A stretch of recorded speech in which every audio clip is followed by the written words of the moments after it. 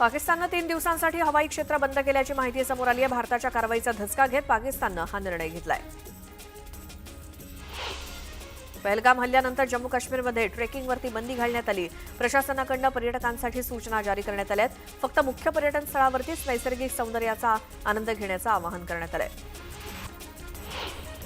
पहलगाम दहशतवादी हल्ल्यानंतर भारताच्या कारवाईमुळे पाकिस्तान सरकार घाबरले। अशातच पाकिस्तानचे संरक्षण मंत्री ख्वाजा मोहम्मद आसिफ यांनी पाकिस्तानवरती हल्ला होण्याची भीती व्यक्त केली आहे। भारत कधी हल्ला करू शकतो, त्यामुळे सैन्याला पूर्णपणे सज्ज ठेवण्यात आलंय।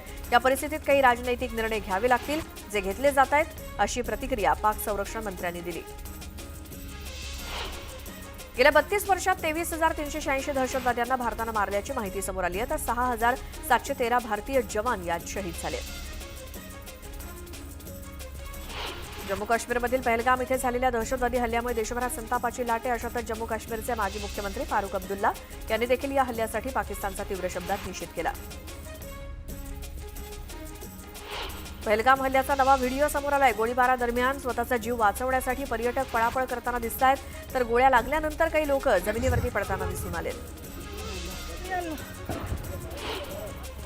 बैसराम व्हॅलीतील झिपलाईन ऑपरेटरला एनआयएनं ताब्यात घेतलं। एनआयएकडनं झिपलाईन ऑपरेटरची चौकशी सुरू असून प्रत्यक्षदर्शी ऋषी भट यांनी संशय व्यक्त केला होता। पुण्यातील श्रीजित रमेशन यांचा एनआयएनं जबाब नोंदवला। पहलगाम दहशतवादी हल्ला प्रकरणी रमेशन यांचा जबाब नोंदवण्यात आलाय। एनआयए अधिकाऱ्यांनी तब्बल 5 तास रमेशन यांच्याशी चर्चा केली। पहलगाम हल्ल्यात पुण्यातील असावरी जगदाळे यांचे वडील मृत्युमुखी पडले होते। या घटनेमुळे जगदाळे कुटुंबियावरती दुःखाचा डोंगर कोसळला। दरम्यान मुख्यमंत्री देवेंद्र फडणवीस यांनी अजिंक्य पाटील यांना फोन करून असावरी जगदाळे यांना डीवाय पाटीलमध्ये नोकरी दिली जाईल असं सांगितलं।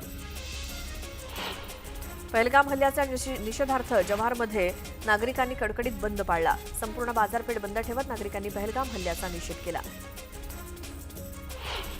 अहिल्यानगरमध्ये तृतीयपंथीयांनी संताप व्यक्त केला। पहलगाम हल्ल्याचा निषेध करत जिल्हाधिकारी कार्यालयाबाहेर तृतीयपंथीयांनी जोरदार घोषणाबाजी केली। शिर्डीमध्ये तृतीयपंथीयांकडून पहलगाम हल्ल्याचा निषेध करण्यात आला। तृतीयपंथीयांनी तहसीलदारांना निवेदन दिलं। दहशतवाद्यांवरती कठोर कारवाई करण्याची मागणी निवेदनातून करण्यात आली। नागपूर ते कोल्हापूर विमान सेवा 15 मे पासून सुरू होणार आहे। आठवड्यातनं 5 दिवस ही सेवा सुरू असेल। या विमानात 12 बिझनेस आणि 64 इकॉनॉमी वर्गातील आसनांची व्यवस्था करण्यात आली आहे। 1 मे पासून एटीएममधनं पैसे काढणं अजून महाग होणार आहे। रिझर्व्ह बँक ऑफ इंडियानं याबाबत महत्त्वाचा निर्णय घेतलाय। रिझर्व्ह बँक ऑफ इंडियानं एटीएम चार्जमध्ये वाढ करण्यास मंजुरी दिली। पुण्यामध्ये आता आर्थिक व्यवहारांसाठी ऑनलाईन आणि ऑफलाईन असे दोन्ही पर्याय उपलब्ध करून देण्याची सूचना यूजीसी संस्थांना करण्यात आली आहे। शैक्षणिक सेवांसाठी यूपीआयवरील आर्थिक व्यवहारांची मर्यादा आता 5 लाख रुपयांपर्यंत वाढवण्यात आली आहे। पुणे ते जोधपूर दैनंदिन रेल्वे सेवेला रेल्वे मंत्रालयाकडून मान्यता देण्यात आली आहे। राजस्थानी समाज संघाच्या सातत्यपूर्ण पाठपुराव्याला यश आलंय। कोल्हापूरच्या कळंबा मध्यवर्ती कारागृहात आता कैद्यांना न्यायालयात नेण्यासाठी धावपळ वाचणार आहे।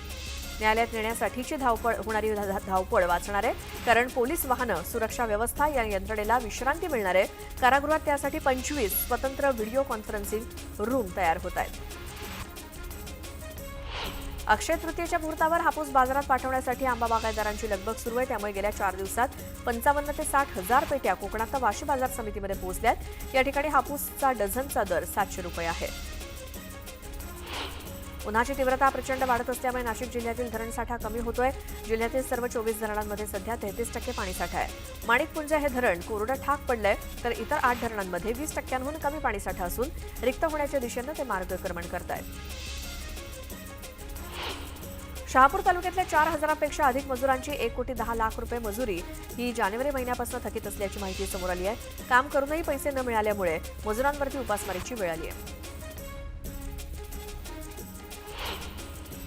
पुण्यातील खेड कृषी उत्पन्न बाजार समितीच्या चाकण इथल्या महात्मा फुले मार्केट यार्डात कांद्याची आवक घटली आहे। कांद्याची जरी आवक घटली असली तरी कांद्याचे भाव मात्र स्थिर आहेत।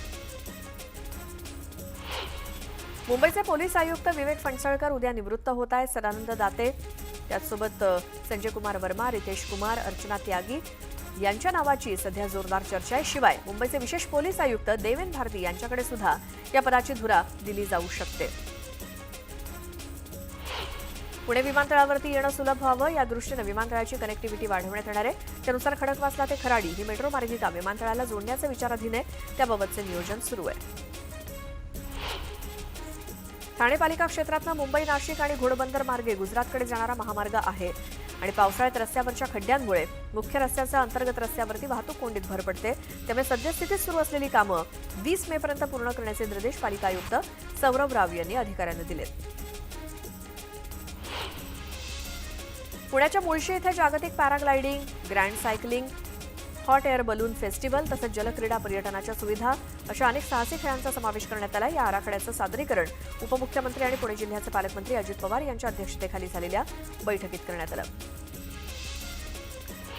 मुंबई आणि पुण्याला जोडणाऱ्या महाराष्ट्र राज्य रस्ते विकास महामंडळाच्या मिसिंग लिंक प्रकल्पाचं काम 96% पूर्ण झालं. या रस्त्याचं उद्घाटन सप्टेंबर 2025 मध्ये होईल अशी नवीन अंतिम डेडलाईन MSRDCनं निश्चित केली आहे. विदर्भातील काही भागातील कमाल तापमानाचा पारा काहीसा उतरला असून अमरावती, गडचिरोली, गोंदिया, नागपूर, वर्धा, वाशिम आणि यवतमाळ या भागात मेघगर्जना आणि विजांचा कडकडाट आणि ताशी 50 ते 60 किलोमीटर वेगानं वादळी वारे वाहण्याची शक्यता आहे. त्यामुळे या 7 जिल्ह्यांना येलो अलर्ट देण्यात आलाय. दरम्यान मध्य महाराष्ट्रातील हवामान कोरडं राहण्याची शक्यता आहे. पुणे महापालिकेच्या पथ विभागानं विनापरवाना खोदकाम करणाऱ्यांवरती कारवाईचा इशारा दिला. कोट्यवधी रुपयांचा निधी खर्च करून शहरातील रस्ते सुस्थितीत आणले गेलेत. त्यानंतर सुद्धा हे रस्ते खोदले गेल्यामुळे हे रस्ते खोदणाऱ्या संबंधित ठेकेदार, बिल्डर आणि हे काम करायला लावणाऱ्या व्यक्तींविरोधात गुन्हा दाखल करण्यात येणार असल्याची माहिती पथ विभागाकडून देण्यात आली आहे. अक्षय तृतीयेच्या मुहूर्तावर दरवर्षी बालविवाह पार पडतात आणि हे बालविवाह लक्षात घेता जिल्हा प्रशासन आणि महिला आणि बाल विकास विभाग ॲक्शन मोडवरती आलाय.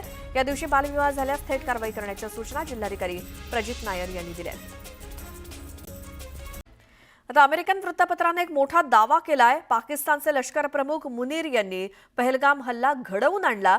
अमेरिकन वृत्तपत्र न्यूयॉर्क टाइम्सनं तज्ज्ञ आणि राजनयिकांच्या हवाल्यानं हा दावा केलाय की पहलगाम दहशतवादी हल्ल्यानंतर भारत लवकरच पाकिस्तानवरती हल्ला करू शकतो. हा या वृत्तपत्राचा दावा आहे की भारत पाकिस्तानवरती प्रत्युत्तर हल्ल्यासाठी मैदान तयार करतोय आणि अमेरिकन वृत्तपत्राचा दावा तसा आहे. लष्कर प्रमुख मुनीर यांनी पहलगाम हल्ला हा घडवून आणलाय असा देखील दावा या वर्तमानपत्रातून करण्यात आलाय.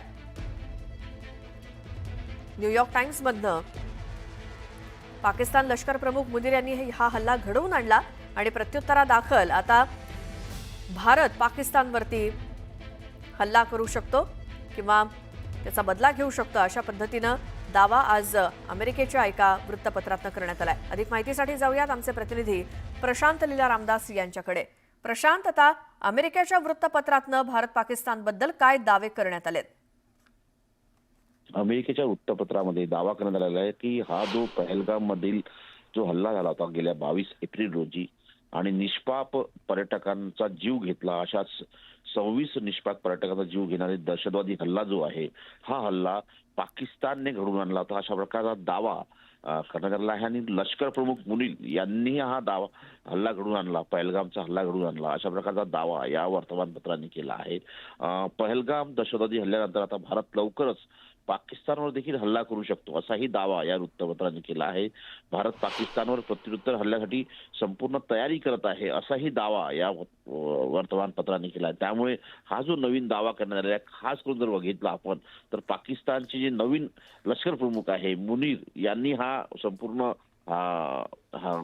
पहलगामचा हल्ला घडवून आणला, दहशतवाद्यांना भारतात पाठवलं, यामागे कट कारस्थान रचण्याचं काम देखील मुनीर यांनी केलं असाही दावा या वर्तमानपत्रात करला आहे. त्यामुळे आता या वर्तमानपत्रांनी जो दावा केला आहे यामध्ये त्यांनी जो दावा करताना ज्याचा उल्लेख केला आहे त्यामध्ये अनेक पाकिस्तानचे राजकीय नेते आणि सोबतच जर बघितलं तिथले प्रमुख संरक्षण दलाच्या तज्ज्ञांच्या माध्यमातून हा दावा करण्यात आलेला आहे. स्टुडिओ प्रशांत, धन्यवाद या माहितीसाठी. आणि आता या